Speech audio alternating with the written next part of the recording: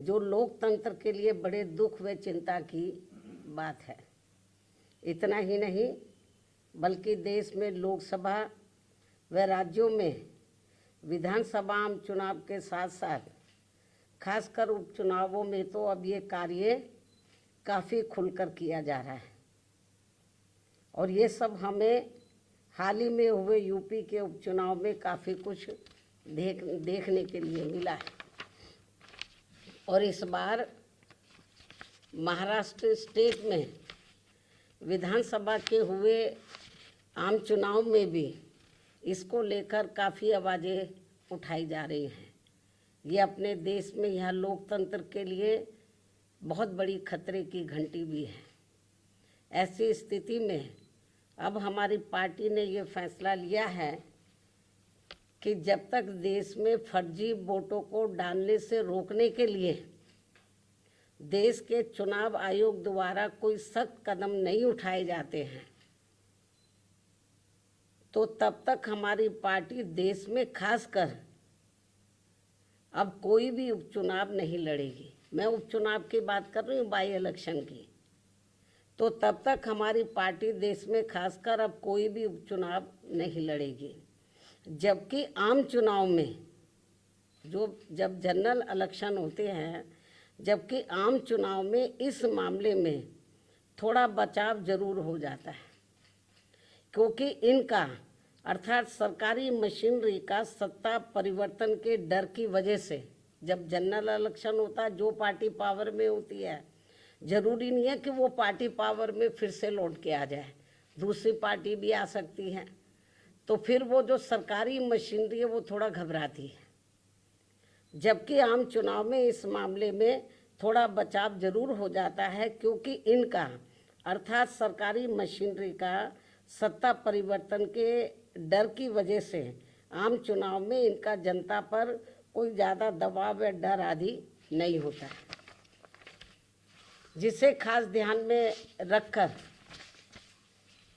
हमारी पार्टी देश में लोकसभा व राज्यों में विधानसभा के आम चुनाव तथा स्थानीय निकायों के भी चुनाव पूरी तैयारी व दमदारी के साथ लड़ेगी। इसके साथ ही यहाँ मैं ये भी कहना चाहती हूँ कि यूपी में सन 2007 में बीएसपी की अकेले ही पूर्ण बहुमत की सरकार बनने के बाद से कांग्रेस, बीजेपी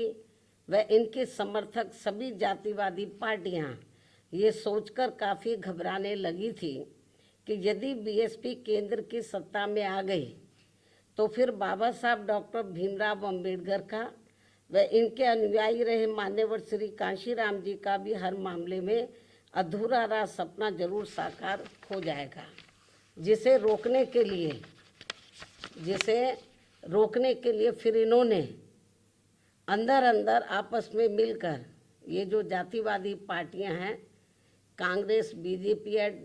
कंपनी के जो लोग हैं, फिर इन्होंने अंदर अंदर आपस में मिलकर व पर्दे के पीछे से खासकर दलित समाज में से बिकाऊ व स्वार्थी किस्म के लोगों के जरिए अब इन्होंने अनेकों पार्टियां बनवा दी सन 2007 के बाद से, जिनको चलाने व चुनाव लड़ाने आदि पर पूरा धन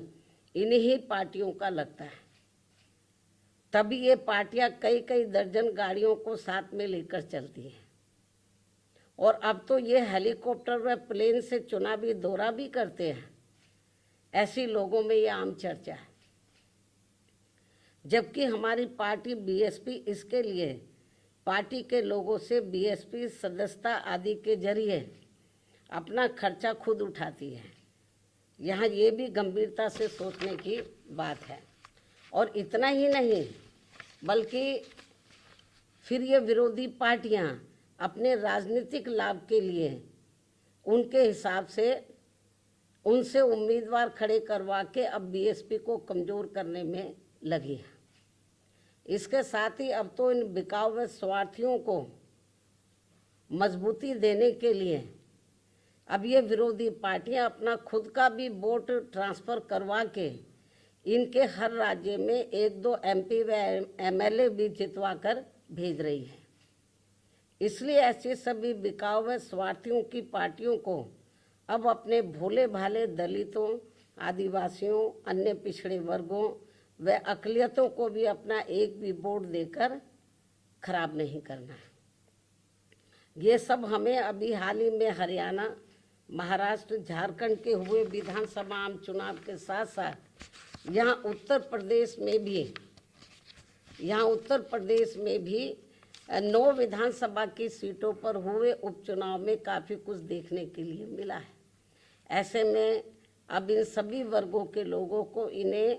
जाति, बरादरी, रिश्ते नातों, यार दोस्तों आदि के भी चक्कर में न पड़कर अपना वोट ऐसी किसी भी पार्टी को नहीं देना है, बल्कि अपनी एकमात्र हितैषी पार्टी बीएसपी को ही अपना वोट देना है, जिसकी नीतियों व कार्यशैली को इन्होंने यूपी में, यानी कि जो वीकर सेक्शन के लोग हैं, इन्होंने यूपी में बीएसपी के, वैसे तो सर समाज के लोगों ने आजमाया है, इन्होंने यूपी में बीएसपी के नेतृत्व में 4 बार बनी सरकार में भी काफ़ी कुछ आजमाया है। इसके साथ साथ इन सभी वर्गों के लोग अब पुनः सत्ता में आने के लिए विरोधी पार्टियों की इन सभी साजिशों से हमेशा सावधान रहना है और आपस में भाईचारा पैदा करके अपनी पार्टी बीएसपी को हर मामले में जरूर मजबूत बनाना है तथा इनकी इन सभी साजिशों से ये लोग हमेशा सावधान भी रहें। वर्तमान में समय की यही मांग है और सर्वजन हिताय व सर्वजन सुखाय के लिए इसकी ये खास ज़रूरत भी है। और अब मैं विरोधियों की इन सभी साजिशों के बीच अपनी पार्टी के लोगों ने अपने उम्मीदवारों को यहाँ उत्तर प्रदेश में, महाराष्ट्र में, झारखंड में और ख़ासकर उत्तर प्रदेश में जो 9 विधानसभा की सीटों पर बाई इलेक्शन हुए, तो इन सभी सीटों पर अपनी पार्टी के लोगों ने अपने पार्टी के उम्मीदवारों को जिताने के लिए जो पूरे जी जान से कोशिश की है,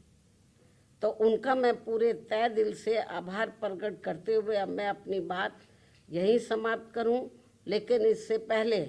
मैं यूपी सरकार को ये भी कहना चाहूँगी, कल यूपी में उपचुनाव को लेकर आए अप्रत्याशित नतीजों के बाद से खासकर संभल जिला सहित पूरे मुरादाबाद मंडल में काफ़ी तनाव की स्थिति व्याप्त थी कल से। ऐसे में शासन व प्रशासन को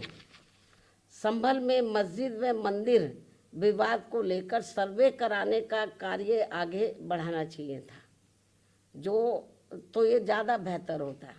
लेकिन ऐसा ना करके जो आज वहाँ सर्वे के दौरान जो कुछ भी बवाल हुआ है, हिंसा हुई है, तो उसके लिए यूपी का शासन व प्रशासन पूरी तरह से जिम्मेवार है। ये अति निंदनीय है। ये जो भी कुछ उधर हो रहा है ये अति निंदनीय है, जबकि ये काम दोनों पक्षों को साथ में लेकर